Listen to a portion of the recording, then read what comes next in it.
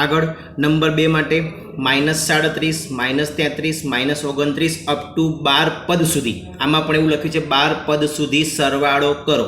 તો સરવાળો કરવા માટે આમાં પણ એમ જ a બરાબર -37, ડી બરાબર બીજામાંથી પહેલું, ડીમાં ધ્યાન રાખજો એક સ્ટેપ વધારે કરવું પડે તો કરજો, પણ ડી ખોટું ન પડે ધ્યાન રાખજો. બીજામાંથી પહેલું એટલે બીજું પદ -37 માઇનસ પહેલું પદ એટલે -37 -33, સોરી અહીંયા આવશે -33 માઇનસ માઇનસ પ્લસ 37, અને આ બંનેની હવે બાદબાકી કરતા 4, ચિહ્ન મોટી સંખ્યાનું પ્લસ. તો ડી માટે બીજામાંથી પહેલું આગળ શીખવાડ્યું હતું એ પ્રમાણે જ, એના પછી n બરાબર 12 પદોનો સરવાળો એટલે n બરાબર 12. સૂત્ર SNનું n/2 2a + n - 1 into D. n/2 એટલે 12/2, 2 ના 2, એની જગ્યાએ -37, એનની જગ્યાએ 12 -1, ડીની જગ્યાએ 4.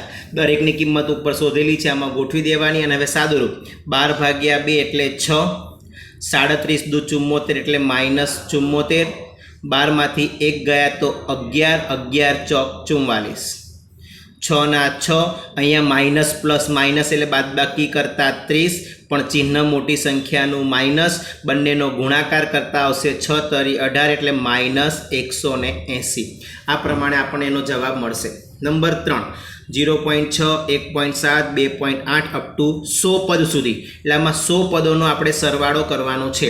તે 100 પદોનો સરવાળો કરવા માટે સૌથી પહેલાં શું કરીએ તો a બરાબર 0.6, ડી એટલે બીજામાંથી પહેલું બાદ કરો, 1.7 માંથી 0.6 બાદ કરતા કેટલા આવશે 1.1, અને 100 પદ સુધી એટલે n બરાબર 100.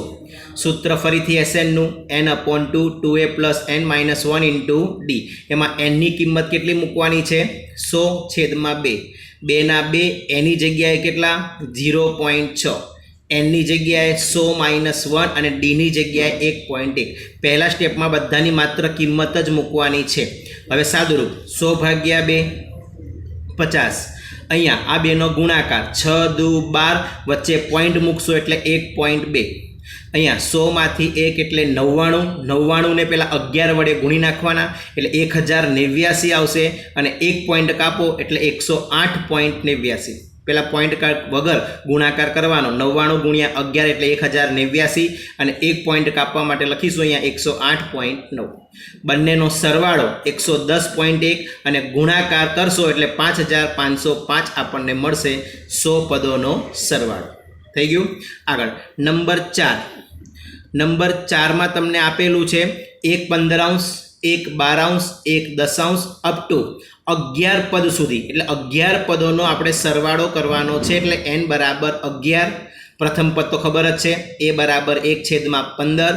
ડી માટે શું કરવાનું બીજામાંથી પહેલું, બીજું 1/12 માઇનસ 1/15. બંનેના છેદ સરખા નથી એટલે લસા લેવાનો. આમ તો આનો લસા આપણે 60 થાય છે, 12 અને 15 લસા કેટલો થાય 60, પણ એક ટૂંકી મેથડ બતાવું.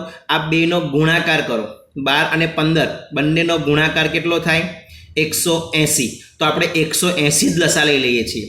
12 અને 15નો લસા કેટલો લીધો 180. હવે 180 લસા લઈએ એટલે 15ને આ બાજુ ગુણવાના, 12ને આ બાજુ ગુણવાના. ઓલું 60માં તમારે કોના વડે ગુણવું વિચારવું પડે, એના કરતાં તમને ઇઝી પડે, છતાં પણ તમે 60 લસા લઈને પણ કરી શકો છો. ફરીથી 12 અને 15નો ગુણાકાર 180, તો 180 લસા લેવાનો. 15 એકા 15, આ બાજુ 12 એકા 12.